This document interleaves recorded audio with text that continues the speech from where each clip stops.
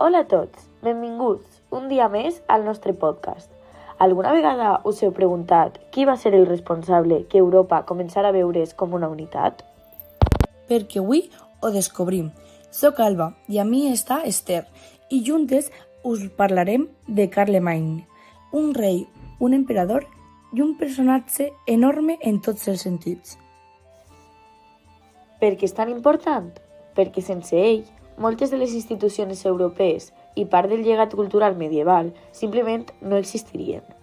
Avui veurem la seva època, la seva vida, la qual cosa va fer, la qual cosa va deixar, i acabarem amb un mini preguntes i respostes en el qual una de nosaltres es convertirà en Carlemany.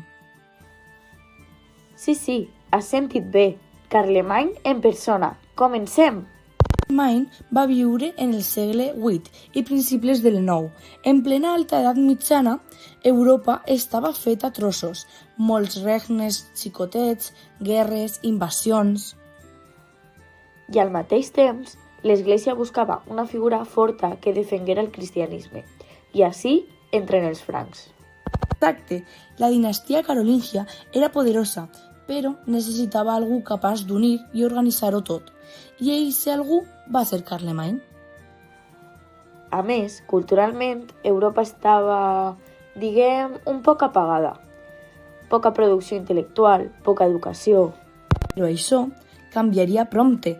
Amb ell arribaria el Renaixement carolingi, un dels grans renaixements abans del Renaixement de veritat.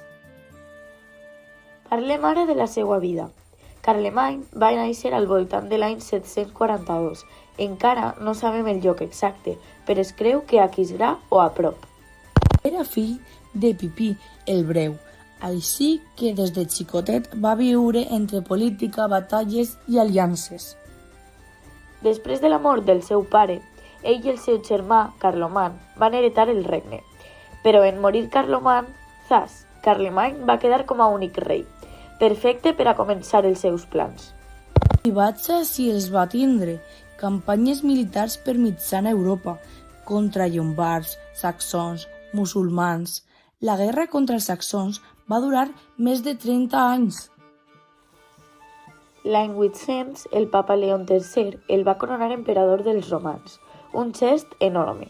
Era com dir, ha tornat l'imperi romà, però en versió medieval.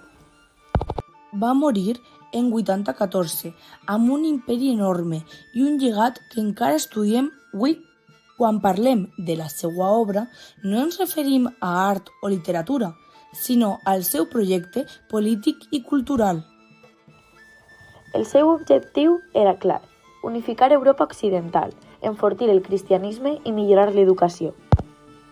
Va introduir lleis anomenades capitulars, va organitzar comtats, marques fronteres i va crear els missi dominici com a inspectors imperials. I en cultura va impulsar l'escola palatina, la còpia de manuscrits i la famosa minúscula carolina, la base dels nostres lletres actuals. Comparat amb altres reis germànics, Carlemany va anar molt més enllà.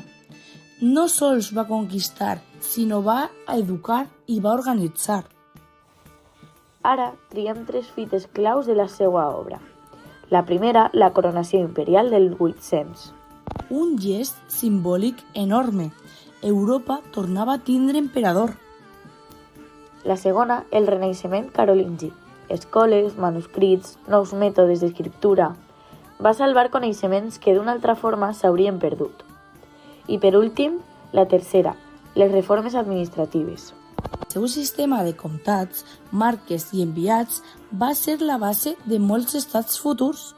El seu llegat és immens. Va inspirar el Sacre Imperi Romano-Germànic i part de la identitat europea moderna. Molts textos clàssics van sobreviure gràcies a l'impuls cultural de carolingi. Avui, el seu nom continua viu. Existeix fins i tot el Premi Carlemany d'Aquisgrà, dedicat a la integració europea. Anem amb les preguntes que ens heu deixat en Instagram.